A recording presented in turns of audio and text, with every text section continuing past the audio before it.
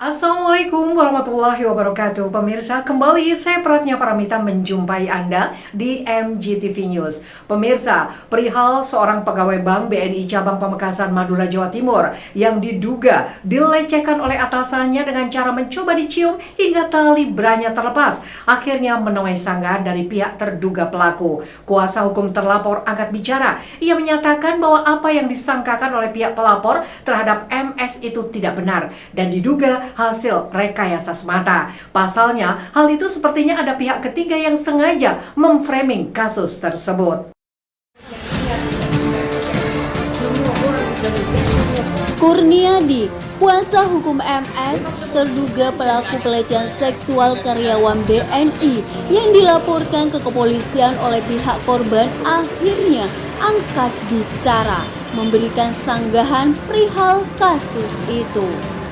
Kepada awak media massa, Kurniadi, kuasa hukum MS menyatakan bahwa apa yang disangkakan oleh pihak pelapor terhadap MS itu tidak benar dan diduga adalah hasil rekayasa semata yang sengaja dilakukan oleh pihak ketiga untuk memframing kasus itu.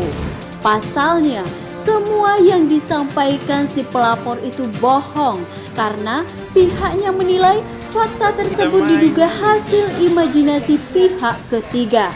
Sebab laporan kepolisian perihal kasus ini baru Mawar lakukan setelah jatuh tempo persoalan itu sudah lama terjadi sejak beberapa bulan yang lalu. Kurniadi, kuasa hukum MS menjelaskan bahwa jika yang disangkakan si Mawar bahwa menyentuh lengan dan menyentuh bokong serta berusaha dicium hingga tali BH-nya terlepas itu, dirinya merasa keberatan. Secara otomatis si Mawar pasti ribut pada waktu itu juga dan segera melaporkan pelaporan ke pihak kepolisian.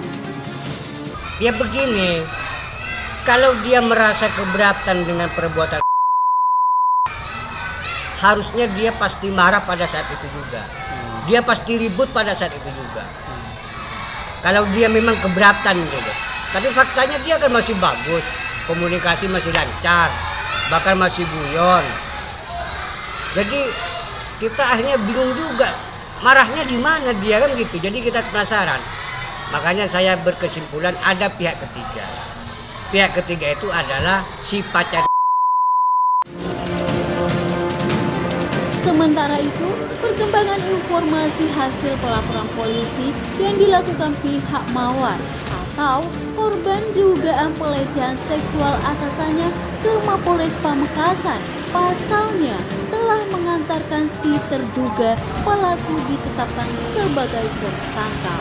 Kendati demikian, kuasa hukum SH menyatakan akan menindaklanjuti ke pihak penyidik dan meminta perlindungan hukum karena fakta yang disangkakan itu diduga tidak benar.